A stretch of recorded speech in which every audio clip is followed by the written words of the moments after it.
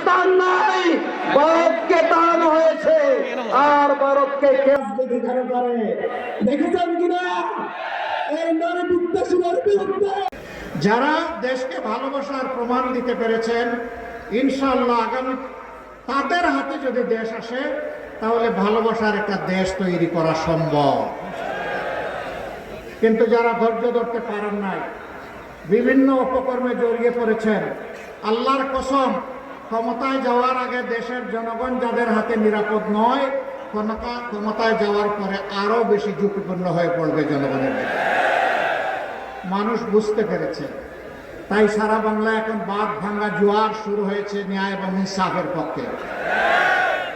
শুধু নোয়াখালী না, আপনারা মনে করতে পারেন এটা বোধহয় শুধু নোয়াখালীতে না, সারা বাংলায় জনগণ দেখতে পাচ্ছে, আমরা যেখানে যাচ্ছি সেখানে মানুষের ভালোবাসা দেখতে পাচ্ছি। বিশেষ করে জুলাই যুদ্ধ যারা করেছে সেই যুব সমাজ আলহামদুলিল্লাহ আজকে তারা মুখিয়ে আছে নতুন একটি বাংলাদেশ 13 তারিখ থেকে দেখার জন্য। আজ যুবকরা সিদ্ধান্ত নিয়ে ফেলেছে, তারা কি আধিপত্যবাদের যারা দূষক তাদের পক্ষ নেবেন, নাকি আধিপত্যবাদের বিরুদ্ধে যারা মাথা উঁচু করে দাঁড়িয়ে আছে, মুখ ফুলিয়ে দাঁড়িয়ে আছে তাদের পক্ষ নেবে। তারা সিদ্ধান্ত নিয়ে ফেলেছে। তারা বুঝতে পেরেছে জুলাইয়ের যে চেতনা, যে আকাঙ্ক্ষা, এটা কাদের দ্বারা বাস্তবায়ন হবে তারা বুঝতে পেরেছে। তাদের বুঝ একদম স্পষ্ট।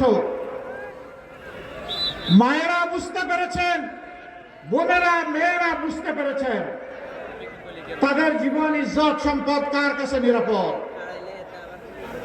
এই জন্য তারাও সিদ্ধান্ত নিয়ে ফেলেছে।